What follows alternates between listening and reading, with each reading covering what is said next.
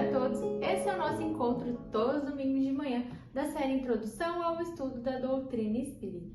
Nós estamos vendo o livro Iniciação Espírita e nós estamos na parte do livro que tem como tema Instruções Práticas sobre as Manifestações Espíritas.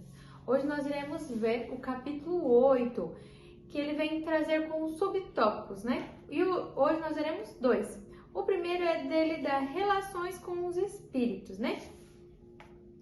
Ele vem nos dizer que a maneira como nós comunicamos com os espíritos, né? Como nós fazemos essa comunicação, a gente precisa ver aquilo que separa a gente, né? Espíritos encarnados, dos espíritos desencarnados.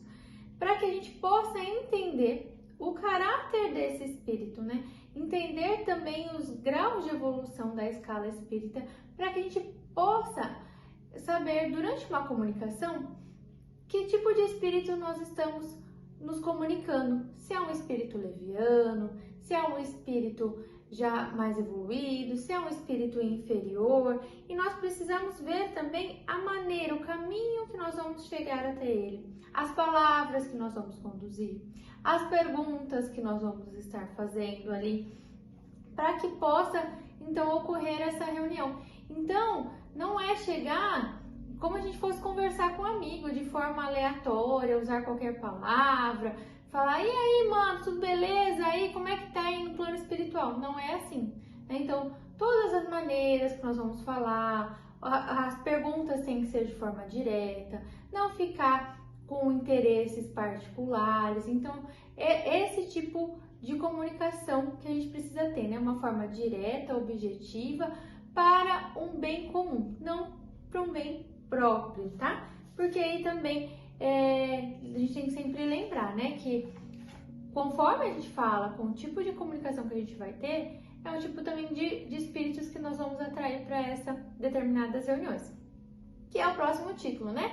O próximo tema é ele falando sobre das reuniões, né? Ele vem nos dizer que quando as reuniões são sérias, que esse é o objetivo do espiritismo, das casas espíritas, né? É ter reuniões sérias, né? Sem interesse próprio, né? Quando você tem pessoas que fazem invocação dos espíritos para ler a sorte, para ver como vai ser o meu relacionamento com o meu namorado atual, com o meu marido, se eu compro um carro, se eu não compro, se eu troco de emprego, se eu não troco de emprego. Isso são coisas de interesse pessoal. E aí, aquilo que o espírito comunica pode às vezes não ser verdade. E ele estar ali se comprazendo de estar enganando essa pessoa que recebeu essa comunicação. Então, as comunicações sérias, elas que têm um propósito sério, não que a gente não possa receber esse tipo de comunicação, sim, mas quando você tem um objetivo mais sério e quando você tem conhecimento da comunicação que você está recebendo, então você vai ter um outro tipo de comunicação. É um outro tipo de espíritos que vão estar ali te comunicando, né? E as pessoas que vão iniciar no espiritismo, seria muito errado da forma delas começarem com esse tipo de reunião, né? Procurar o espiritismo para obter esse tipo de informação. É onde se faz a ideia errada do que são as reuniões verdadeiramente, né? De uma sessão espírita, né? De uma reunião espírita. E ele vem falar que com certeza, se você já frequentou, se você frequenta um centro espírita, ele fala que o silêncio e a reclusão, né? Ali aquele recolhimento internamente, a mentalização, a vibração são essenciais para que se tenha uma reunião. Então, não adianta eu estar lá tirando totalmente o nosso foco, tirando totalmente a nossa atenção, né? Indo só com o corpo e esquecendo a cabeça em outro lugar. Então, a gente precisa ir, entrar no silêncio, começar ali uma prece, uma mentalização, né? Serenar os pensamentos, acalmar as nossas vibrações, porque a gente às vezes chega tudo atropelado, tudo correndo, né? E aí entra naquela vibração e acaba que às vezes todo mundo entra na mesma energia. Não, a gente tem que ter aquele momento de silêncio, de recolhimento, né? De introspecção, para que a gente possa entrar em sintonia com a espiritualidade. E com certeza você já viu, a prece, o silêncio é uma prece. Então a maneira de você entrar em silêncio, ali nessa conexão, você já está fazendo uma prece. E ele vem citar que não existe hora ideal. Então, tipo assim, todas as reuniões mediúnicas de todas as casas, de todo mundo, tem que ser às 7 horas da manhã, da quinta-feira, da sexta-feira. Não existe uma hora específica. Ele cita que tem que ser organizado. Então, de preferência, fora ali, né, dos afazeres nossos. Então, tipo assim, dificilmente a gente vai conseguir ter uma reunião espírita numa quinta-feira, 3 horas da tarde, porque todo mundo tem seu trabalho, tem suas obrigações ali para ser feito. Normalmente são fora do horário de trabalho, hora que a maioria das pessoas, né, já estão em casa, né? Claro que tem pessoas que estão trabalhando esse horário, mas a maioria das pessoas conseguem estar indo, então por isso que tem outros horários. E a espiritualidade, eles gostam muito de ser pontuais, de ter um horário certo, um dia certo.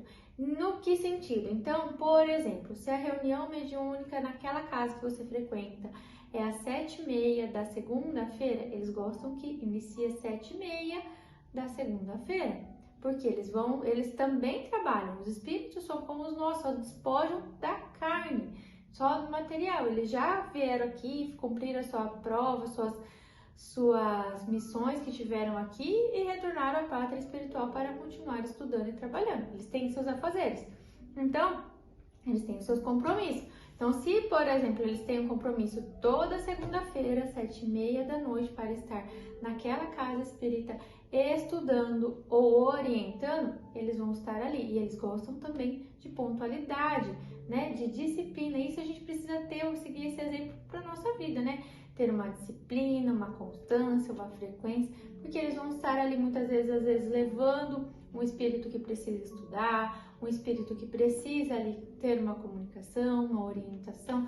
Então, a disciplina do horário, do dia, isso sim é importante. E eles não gostam de que seja comunicado,